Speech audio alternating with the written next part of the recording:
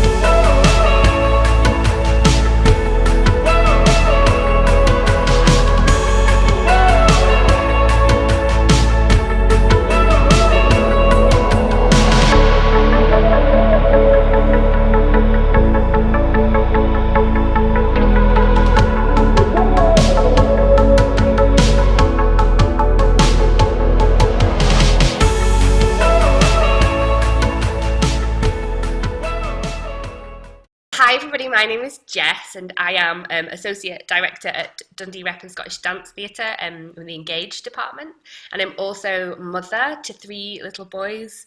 One is called Freddie, who is 6 years old. I also have Wilbur, who is 4, just turned 4, and I have Stanley, who has just turned 1. Yes. Hi, I'm Tashi and I am also Associate Director in the Engaged department at Dundee Rep and Scottish Dance Theatre.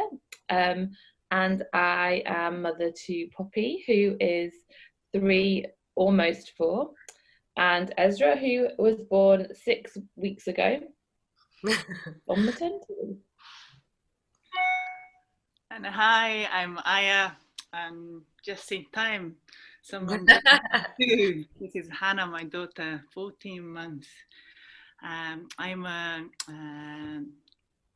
movement artist, dance artist, and I currently work for Barron Ballet as an associate artist and Tricky Hat project production, as also movement artist too. And usually I work with various fields of movement and research, performance maker, and often work with galleries and inclusive companies and stuff.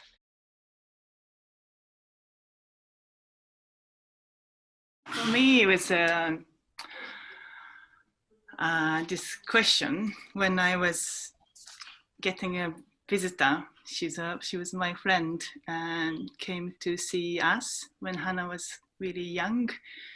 And because I'm a single parent and I work all the time, I think I started working about Hannah was 2 months old, just slowly, not kind of full time, and I was trying to figure out lots of motherhood schedule as well as work schedule. It was very stretched. And I was, obviously learning as a first-time mom and felt like I haven't considered about myself at all, what I was wearing, what I was eating, what I was doing, just really considered about Hannah's, very beginning of the life and trying to balance that with financial side and the work, continuous work. And then this question came out, and how about Hannah? How about Hannah, this question, very 3 words, very simple, how about Hannah? But I just realized some people see me as a working mom. People maybe think I less care about child. I don't know if that makes sense to you, but it just really stayed with me, quite shocked. And yeah, that was something stayed with me, comment from someone else. Yeah, thanks. I think for me, I could really understand a lot of what you're saying, Aya, and I already feel quite emotional just you kicking us off. But I think someone I always remember someone talking to me about the idea of like not trying to be perfect, and I think just trying to be human, like own your humanness to your children. So, like for me, I've always tried to narrate, like even last night when like in the middle of the night, like I was staying in this Airbnb because it's school holidays, and I'm staying in one room with two kids, and Chris is staying in one room with one kid, and like the two older boys were in a bed together, and one of them was like kicking the other one, and I just like lost my temper in the middle of the night, and I was like, oh, and then I had to be like, this morning I was like, I'm really sorry about last night. I feel like I was very tired. I've been working really hard. I'm feeling a little bit like, and I just had to try and just say like things. So just try to be human. That's the one thing that that someone told me to try, and that I've kind of kept hold of, I guess.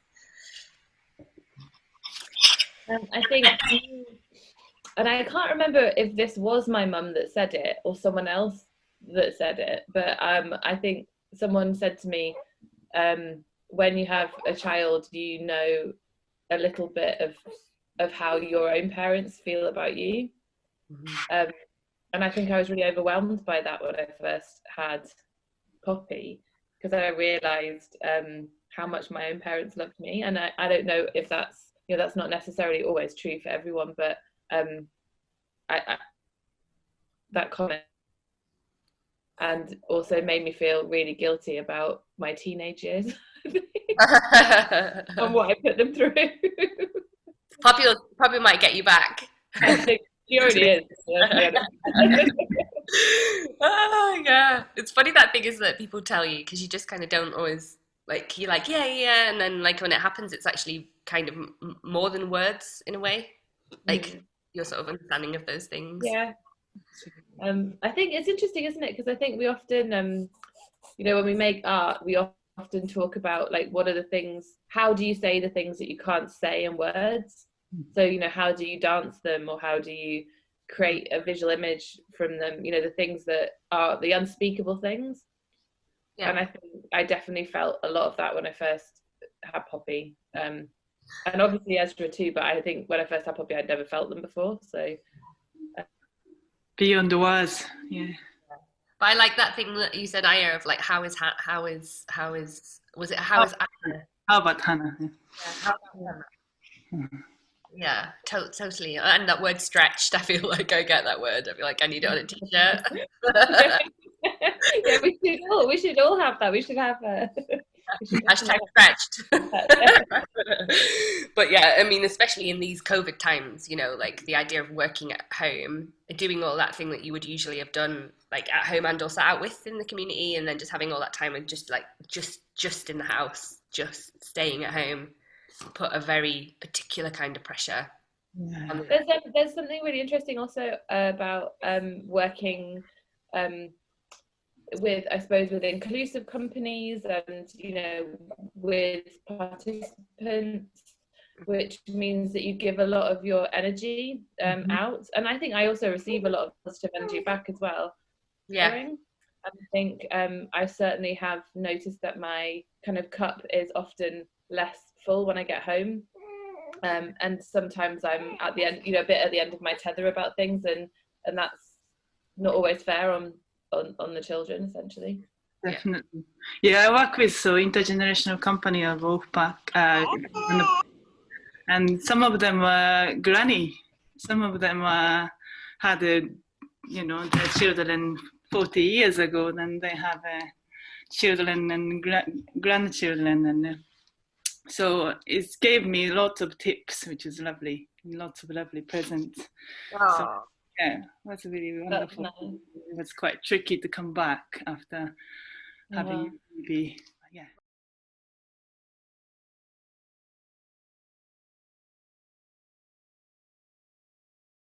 The thing that I found the hardest about parenting during lockdown was the fact that I was starting a new job and meeting new colleagues online, at the same time as trying to make sure that my daughter was having like a nice me and Harry, and she doesn't have any, at that point she didn't have any siblings, and so we had to kind of, so I had to really go between like really the imaginative play and quite serious meetings with people that didn't know me yet very well. And so I think it was the finding that balance actually was, I found really difficult. I think I found the days that were really rainy in March really, really hard. I found it really hard to navigate how to talk to Poppy about the coronavirus. I think her nursery had done a really brilliant job at allowing them to understand the idea of germs and washing your hands and things like that.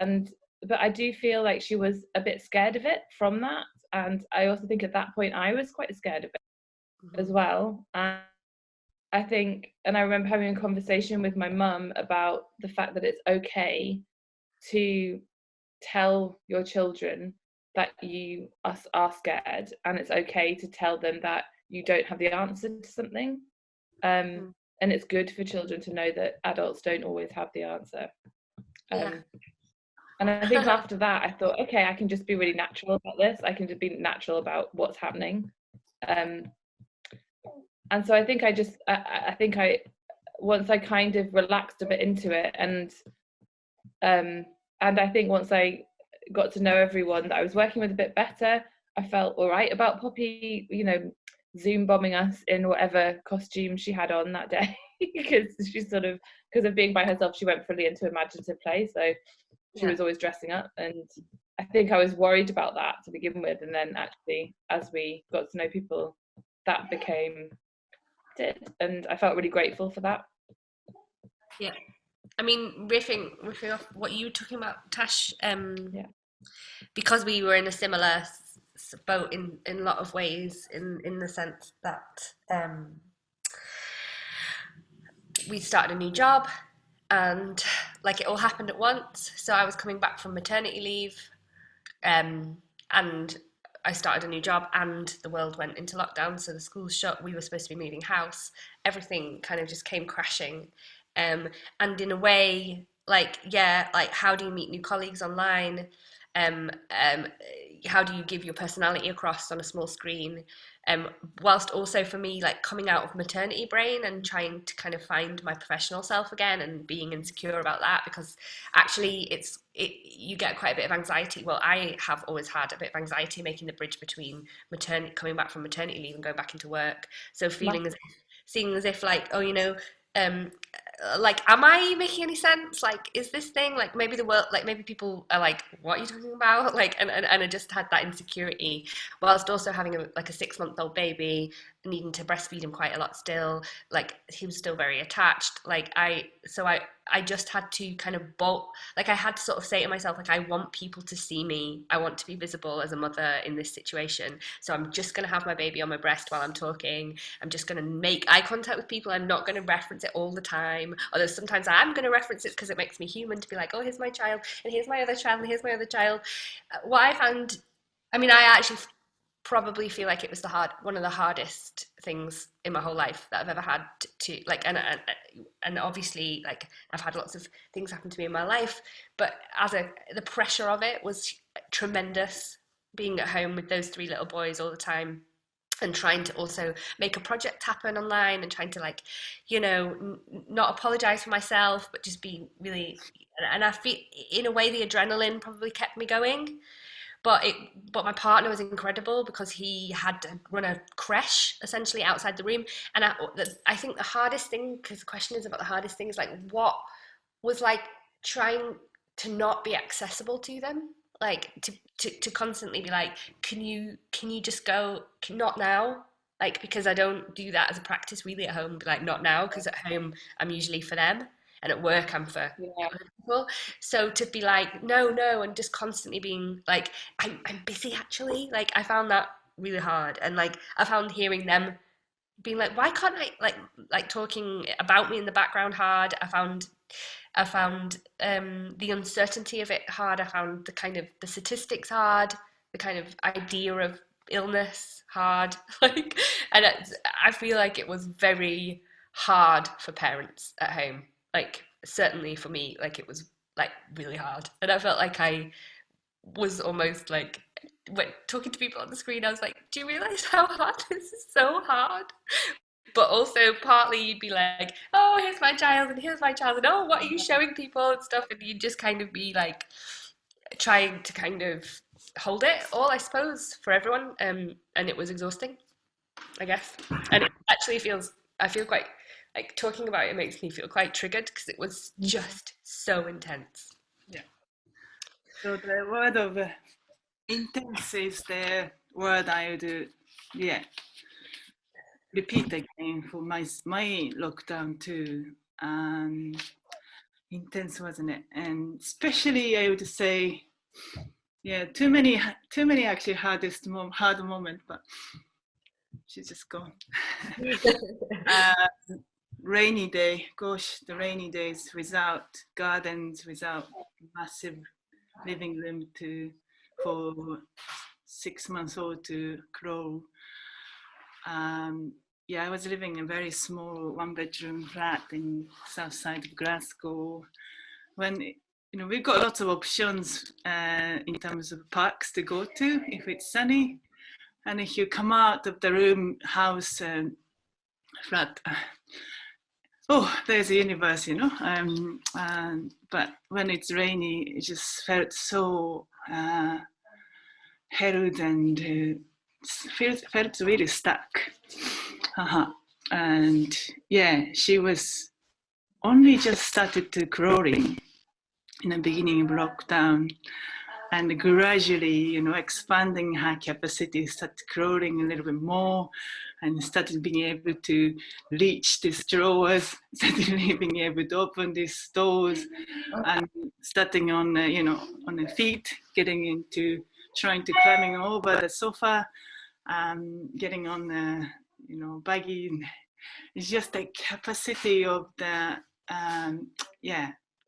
one baby's development within a lockdown. My goodness, it's just really felt like I'm not giving enough space for her to, expand a bit more.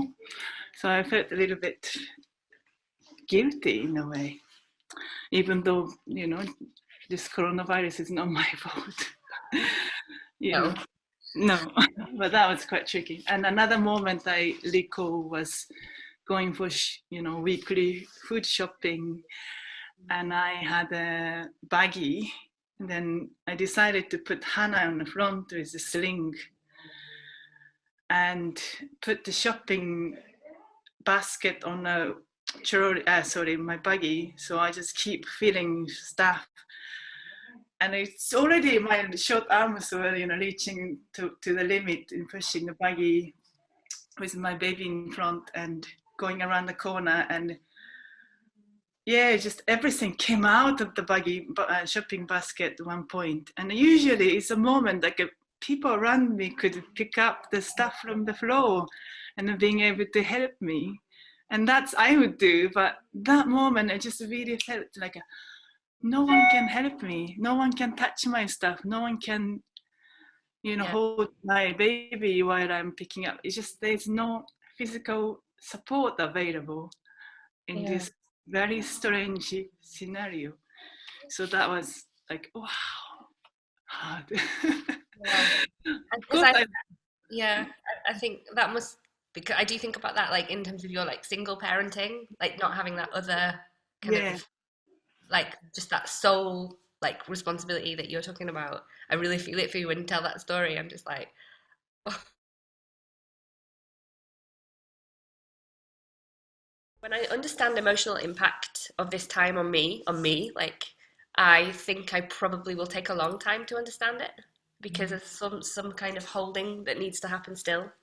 So I feel as if I cannot fully kind of go there with like how like I sort of still like feel like I think parents maybe always have to do this thing of just holding and showing like modeling like a positivity and a hopefulness because our children need that like as well like um where you can, but not everybody can do that as well, so like but if I can, I understand that I need to keep going forwards like in that way. But when I think about the emotional impact on me, I think it's probably gonna I'll take a long time to understand it because it's been really specifically hard.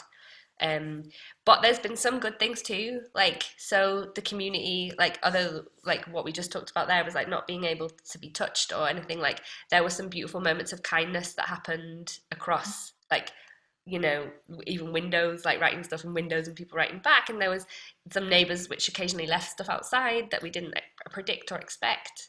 You know, friends would like send things or like little things like that, which kind of reminded me of all the things that I love and need in the world. So I think there was a clarity as well that came for me. Like, oh, I have always understood community to be one of the most important things, but now I'm like all the more sure that like community, creativity, connection, social action are important, and I'm going to be able to talk about that with even more clarity going forward. So the emotional impact, I think it's going to be a long time till I can fully talk about or understand it, but I do think I can pull from it what the learning has been. Maybe I think I can see that.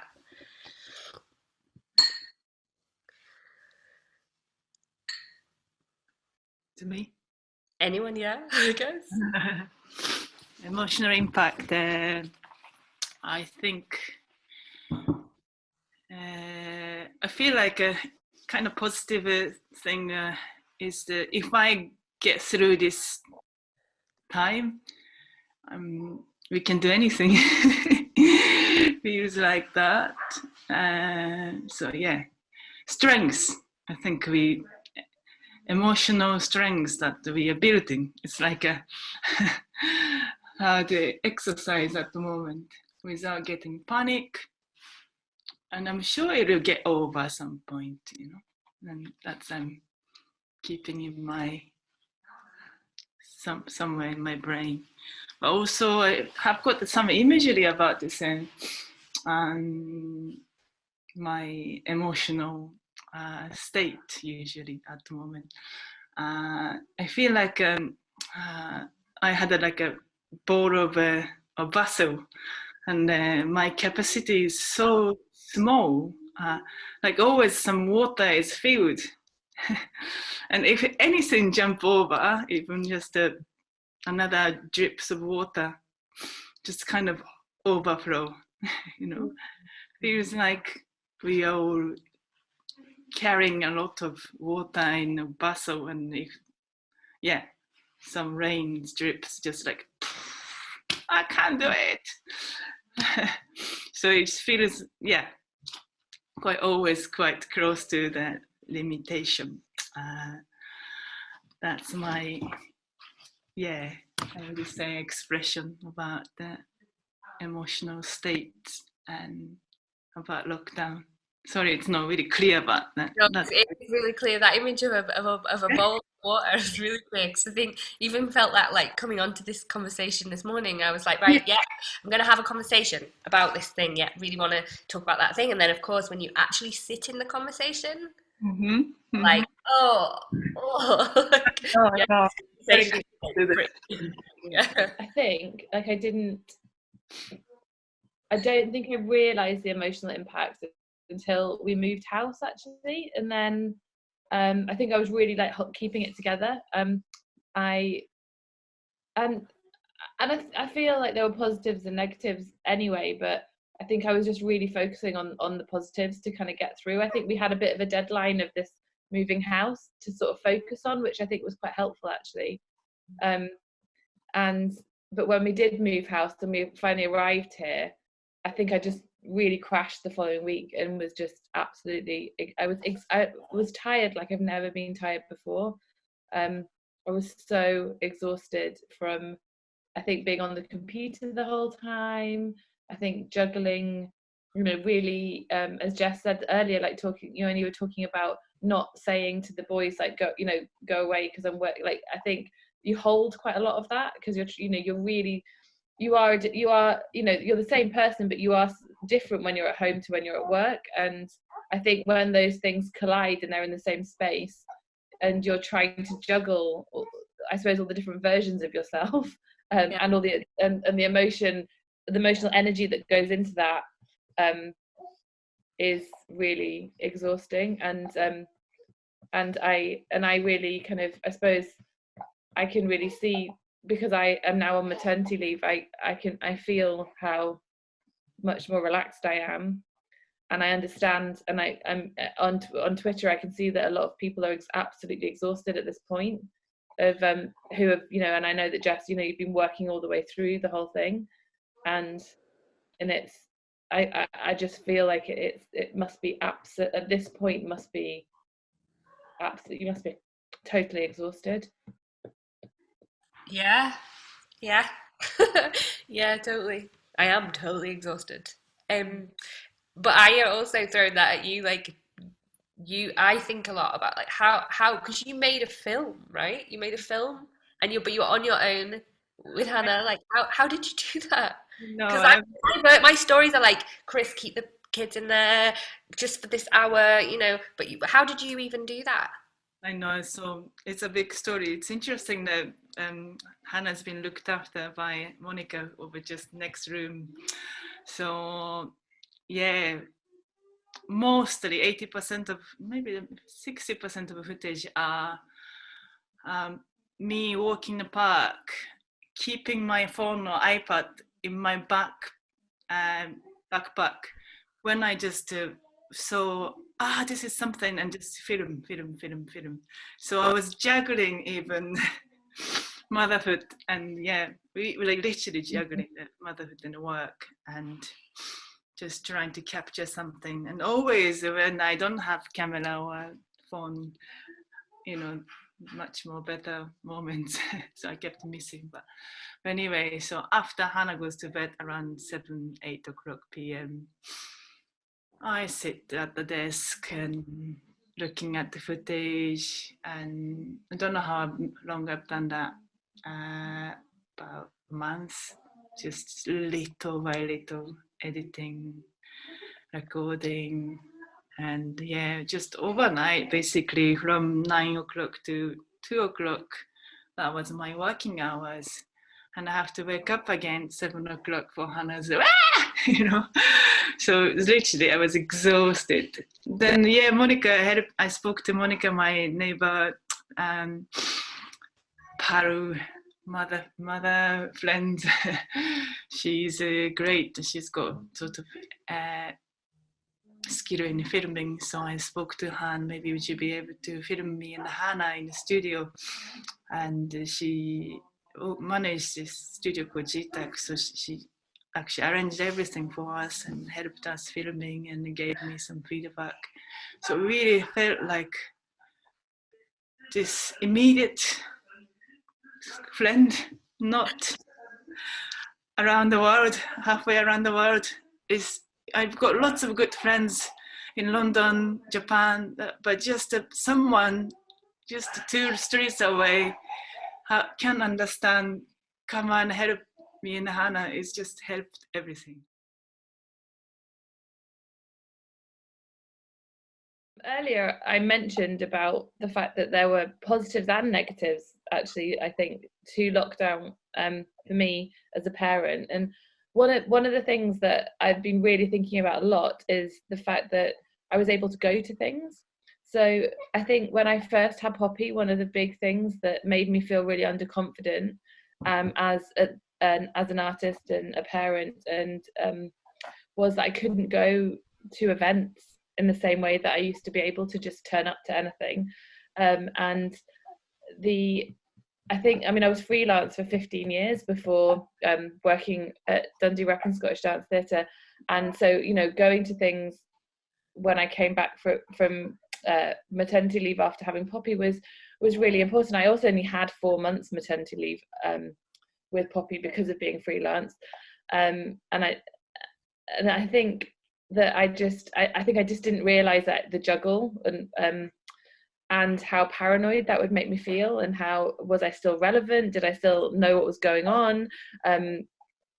And I think one of the things that I really noticed about myself was that I really relaxed in that respect during lockdown, because things like when the gift festival went online, and my partner and I were able to go to like everything across the whole weekend, and there's no way we would have been able to go to a theatre festival in Newcastle.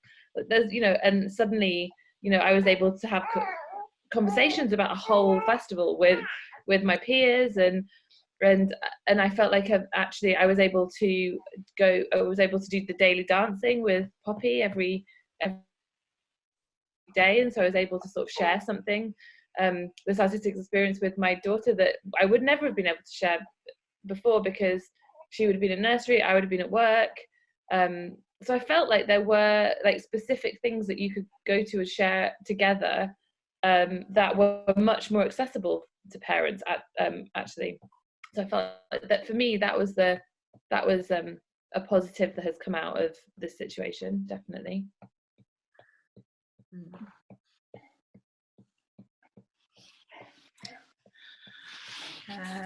For me, positive side is, I think just being able to be a full-time mum in a way, even though of course I had to kind of keep the work under control. Some projects that still, online happening, but during the day, being able to wake up and have a really slow breakfast and go for a walk and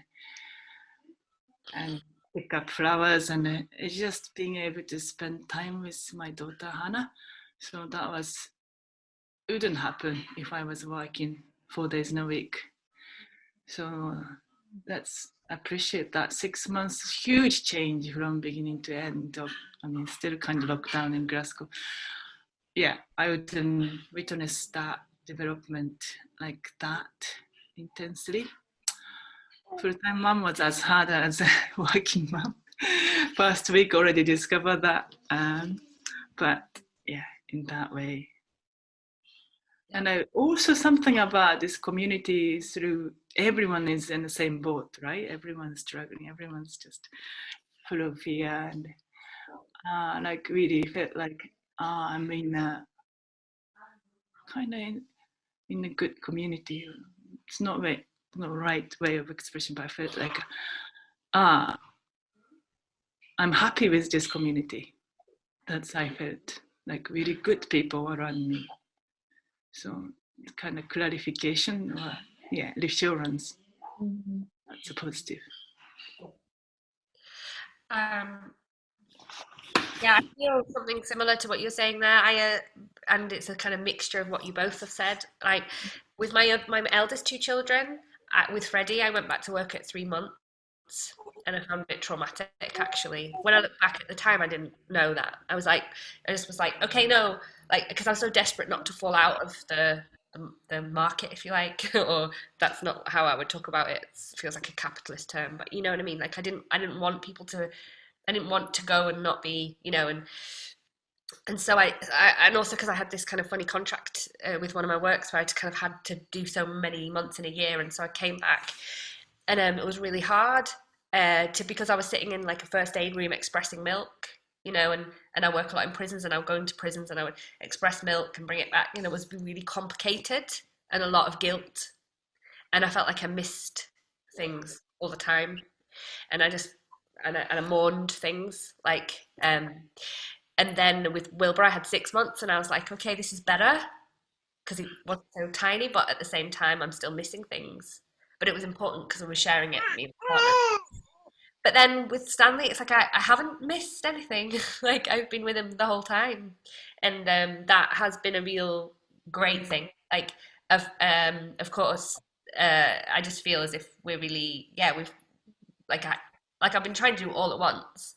But what I think is really positive in a macro, so that's a micro way. But what I think is really positive in a macro way is I think it's really shone a light on like flexible working and really thinking about like parenting responsibilities and like how those things can exist with work. Because for a long time, a lot of workplaces would say, oh no, we can't have those hours flexible or whatever, like you have to, this is what you have to do, and women have fallen out of the workplace because they found the juggle impossible, or they didn't have any support. And like, now I feel like workplaces can't say that in the same way because there are people managing to do their work, and although like they shouldn't have to if they don't want to, they should also have a choice. And I think that the choice is the thing that I think I'm excited about, that thing that's come from this time. Like I follow this activist on Instagram called Pregnant and Screwed just like represents loads of women that have like basically been just screwed over by their jobs. And she's been really using this time to lobby and be like, look, like at these women who are being brilliant at home and being a parent. Like, don't reduce that like thing. So I feel like that agenda is almost like a positive thing that's come. And like for me, like, yeah, not having to deal with all that, like, who's going to look after him on Wednesday? I've got to pick him up at 5 past 5. And then I've got, you know, all that stress actually that comes around your life has gone away a bit. I mean, new stress has come, but that particular thing, which I think was keeping some women back from recognizing all the things they could, you know, that they were capable of, because these systems, as with everything, have been created to keep us small or keep us in a box. We can start to kind of go, but I did that for 6 months. You know, why can't I do that next week? Because it's half term. Do you know what I mean? And I think that will be a good thing for sure.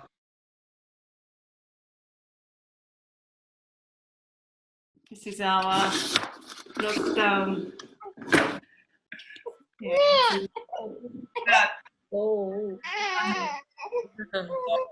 As I said at the beginning, Hannah wasn't walking, and she learned to walk with carrying this, and she just goes everywhere in this new flat with it.